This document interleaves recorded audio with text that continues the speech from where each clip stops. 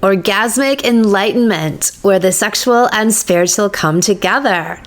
I'm Kim Anami, and I'm a holistic sex and relationship coach and a vaginal weightlifter. In this show, we explore all things intimate. I believe that our sexual energy is life force, creative energy, and we can use it to shape our worlds, strengthen our relationships, and self-actualize. I blend the most avant-garde information from neuroscience, ancient sexual practices like Tantra and Taoism, to renegade wellness modalities to show you how to create gourmet sex in your lives. Come one, come all.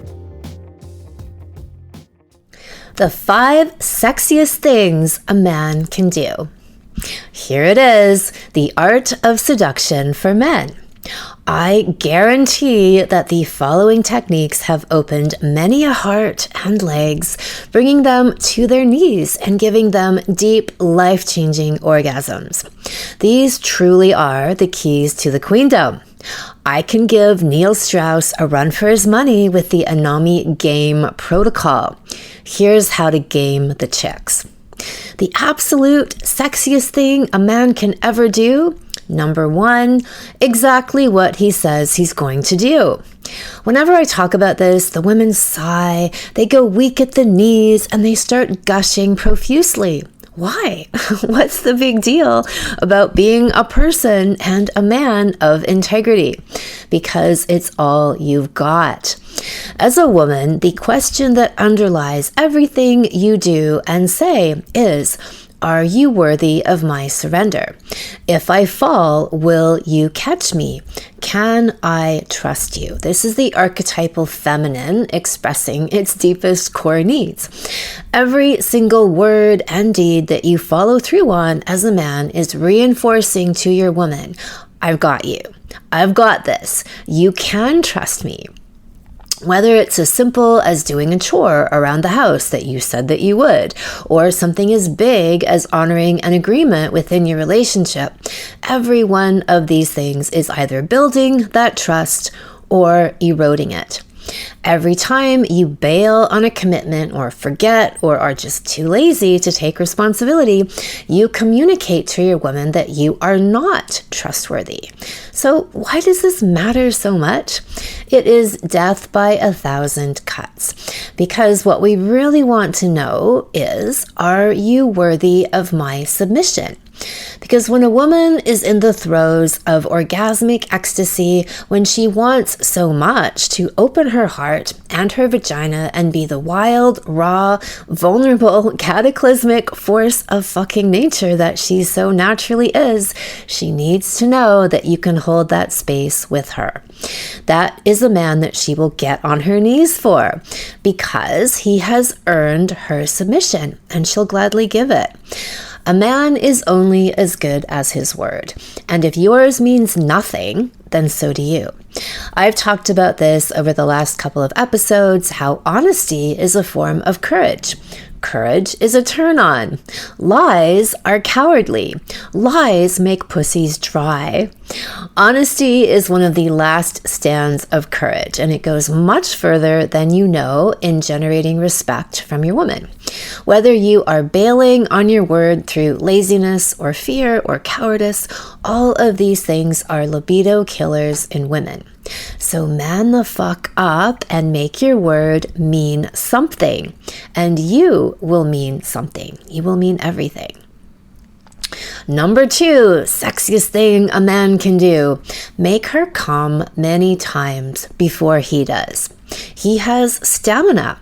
He lasts and lasts and lasts. He can fuck his woman relentlessly. He holds her down, face in hands, hips in hands, and does not let her escape until he has well and truly cracked and fucked her open so that she's raw and broken and trembling and taken to another plane of existence. This is your job as a man. And when I say broken, I mean in the best possible way. Our false selves, our veneers, our facades crack apart and are shattered. We are blown to fucking smithereens through smithereen-like fucking. We lie there shell-shocked, cock-shocked, forgetting who we are. And like kintsugi, the art of Japanese reassemblage where the cracks get sealed and healed with gold, we come to in a new state of consciousness as the self-actualized versions of who we are, pared down to our very essence, reborn. This is your job as a man, your mission should you choose to accept it. For women to be sexually satisfied, they need about a 5-to-1 ratio of orgasms to men. Women are insatiable. I always laugh when I see men go on about juggling many women. They just can't. One pop and poof, that's all he wrote.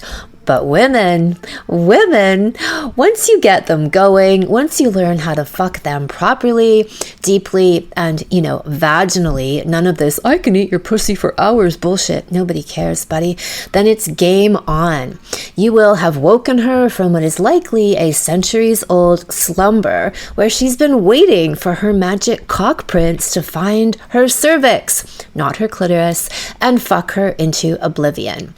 But you need to be able to go the distance for this, or she will outfuck you and scorn you every time. If you pump out a few hip flicks and then you tap out, it's done. You're done, and frankly, your relationship is done. But the man who has orgasmic mastery and can keep going when that ass is all up in the air and she's howling in delight and ecstasy and ferocity, and he keeps on keeping on, he's the one. Do women test men? You bet your fucking ass they do.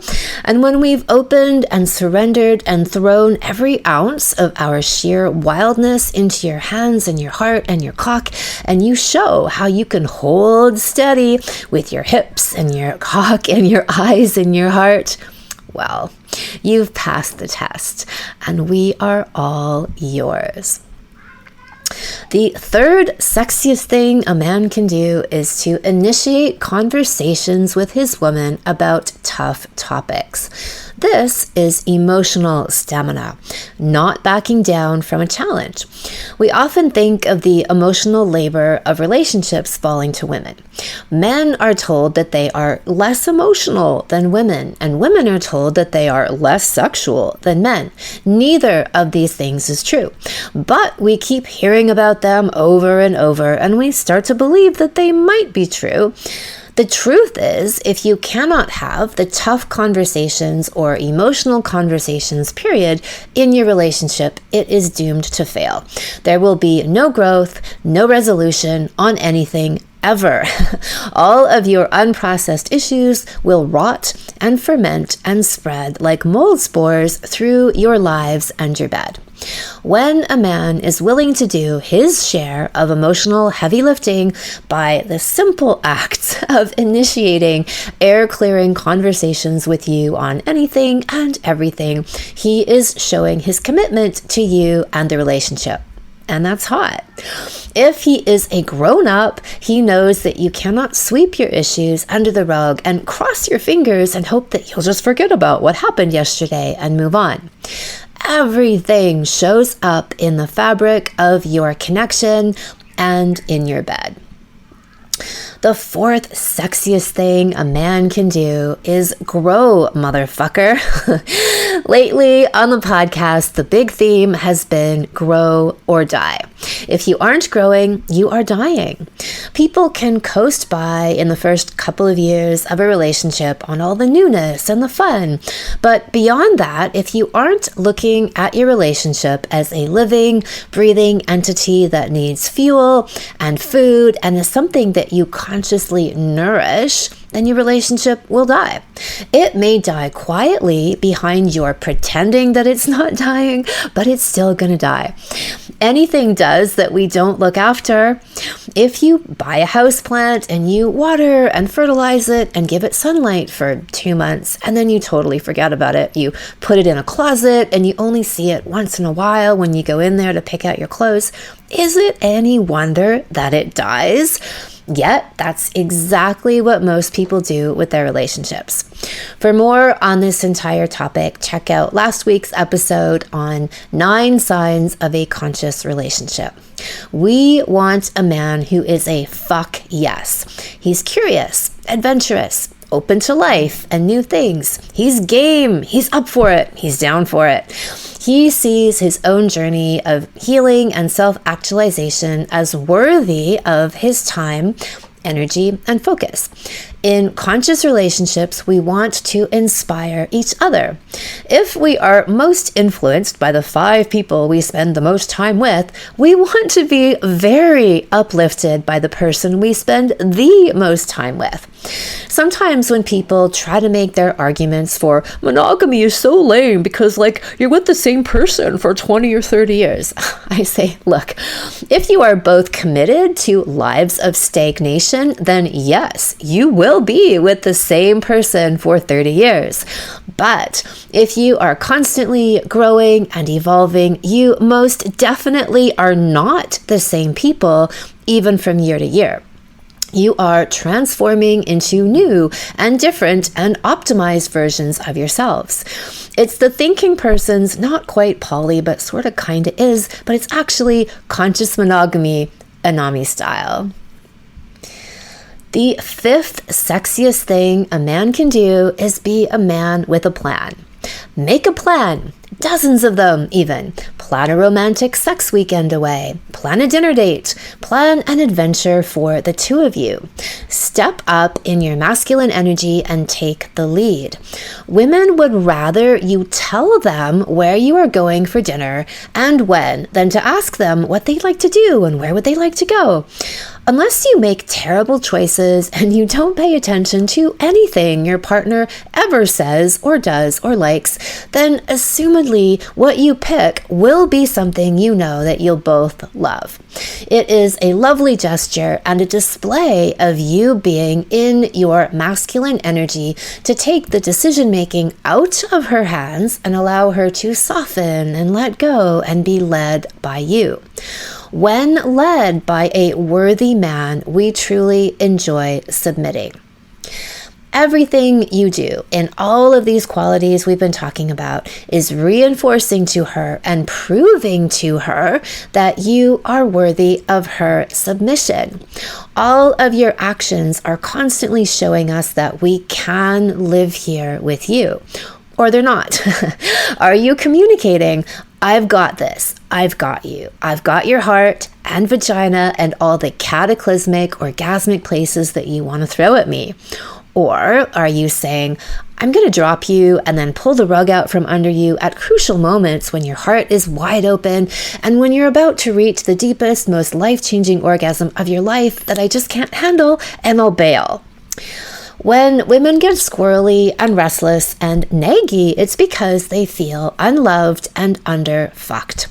Loving and fucking a woman is about going deep with her into the netherworlds of her heart and her pussy and being able to go the distance. At her core, a woman wants nothing more than to fully open, surrender, and give it all to you. We actually want to live in that place where our openness to you, our trust in you is so strong, so unwavering that it constantly bolsters you up and gives you inflappable confidence in you and your life. And we receive the same when we can exist in this very open-hearted and open-legged place. So you'll see that the common themes in all of these sexy things are courage, taking initiative, and stamina, both emotional and sexual. These are all archetypal masculine qualities that the archetypal feminine in us responds to on a visceral, primal level. You want to learn the art of seduction? This is it. Join me in the free Coming Together 7-day sex cleanse. You've heard of juice cleanses and aura cleanses and all varieties of health detoxes. Well, now you can do a sex cleanse with me. Starting today, you and your beloved can embark on 7 days of relationship renewal and sexual ignition. Whether things have come to a complete standstill in the bedroom or you spend every night in orgasmic bliss, there is something for everyone to up level. Every day you receive an email with assignments and home play to deepen into each other sexually and emotionally. Side effects of this sex cleanse may include ejaculate-soaked bedsheets, broken bed frames, being fully rejuvenated by each other's life force energy, clearing of relationship blocks, stronger stamina, feelings of safety and security, multi-orgasmic bliss, and skyrocketing libidos. Sign up today at kimanami.com. Look for Sexual Savant Salons, click on Coming Together for Couples, and there you will find the 7-day sex cleanse sign up on that page. Thank you so much for listening. If you haven't already, subscribe and also leave a review. And send someone else the gift of a healthy libido and an off-the-charts love life by sharing this episode with them. We'll be back next week, and in the meantime, many happy orgasms.